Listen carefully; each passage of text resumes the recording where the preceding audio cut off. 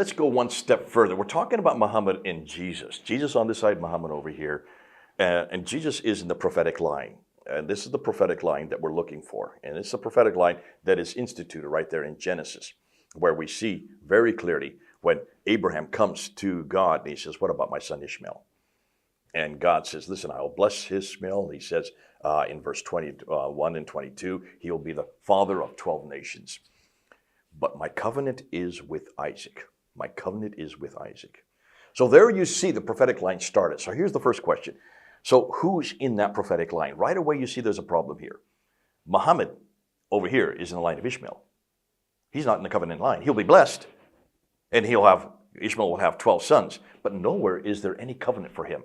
So already he's not in that prophetic line. Genesis 17 is very clear. That should show you right there, but it gets even better. Because then in chapter 22, God comes to Abraham, and he doesn't just ask once. He asks 1, 2, 3 times in one chapter, give me your one and only son. He had 2 sons. Did God make a mistake here?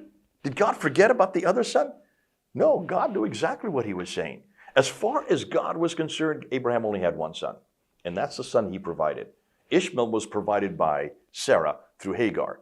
That's man trying to do God's work for him, because God had promised Sarah that she would have a child, and she was waiting. And finally, she got fed up and she said, here, take my Hagar. Well, that's what men want to do for God all the time. And God was saying, no, I promised, I am fulfilled, you only have 1 son. So immediately you see that this son over here, Isaac, is the only one that we're to look at. Now let's go to Galatians 4.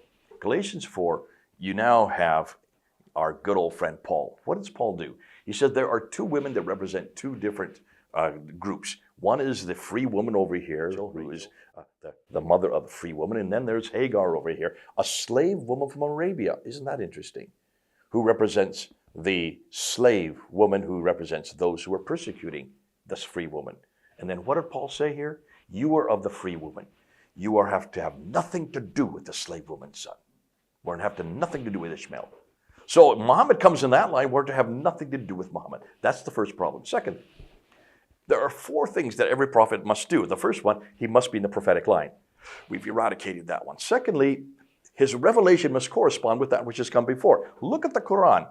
It is full of contradiction over and over and over again. It contradicts, it confuses all the prophets. It doesn't have the same story that we have in the Bible. And it contradicts about who God is. The fact that God cannot enter time and space. Our God can enter time and space. Why can't theirs?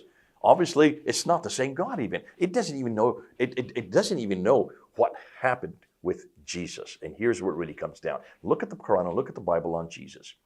Over here, the Quran is very clear that this Jesus did things as a little child that I never heard of before. Making birds out of clay and blowing on them so they fly up in the air. Speaking from the cradle. Bending down trees so his mother can eat. That's not in my Bible. So it's not even the same Jesus. It's not even the same name.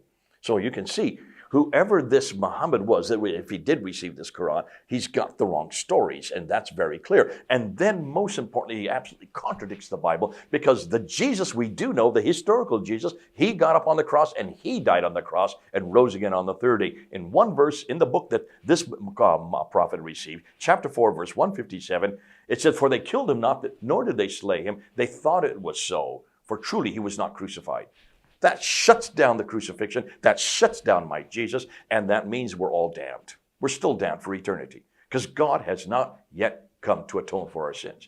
That's why I want nothing to do with that man. I want nothing to do with that God. And I want nothing to do with that book. So when you look and see between these 2, a prophetic line, that eradicates. But then now we're getting probably to the last 2. The last 2, Jesus could do miracles. Could Muhammad do one miracle? Not one. Jesus could do prophecy. Did Muhammad do any prophecy? Not one. Every prophet should either do miracles or prophecy. Why couldn't Muhammad do either? Proving he wasn't a prophet. And then the last thing, and this is the most important thing. Every prophet knew what God he represented. Am I correct? Yes. When Moses was on his way down to, he didn't want to go down to Israel at all. To Egypt to get the Israelites out. And he strived 5 times. He tried to make excuse after excuse. Please don't send me out. Let Aaron go down to my place. Finally, he turns to God. He says, okay, what's your name? Tell me your name. So when I go down there, they'll know what God I represent.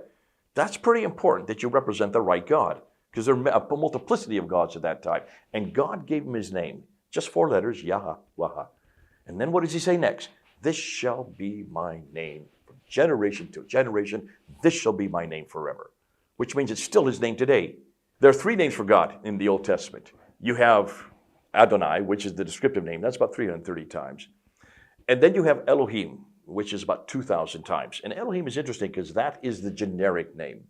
And then finally you have the personal name for God, the name that was given to Moses there, Yahweh. Now ask yourself, how many times do you find Yahweh in the Old Testament? 6,823 times. Doesn't that suggest to you that this is the most important name for God? This is his personal name. This is his unique name. This is his holy name. So holy the Jews won't even pronounce it. And yet if that is the case, every prophet knew that name. Jesus knew that name. He appropriated it for himself in John 8, verse 58. How can Muhammad, who doesn't even know that name, be called a prophet? Can you see? That throws him out of prophethood. He's not in the prophetic line. His material completely contradicted all the other prophets. He did nothing to prove he was a prophet, and he didn't even know what God he represented.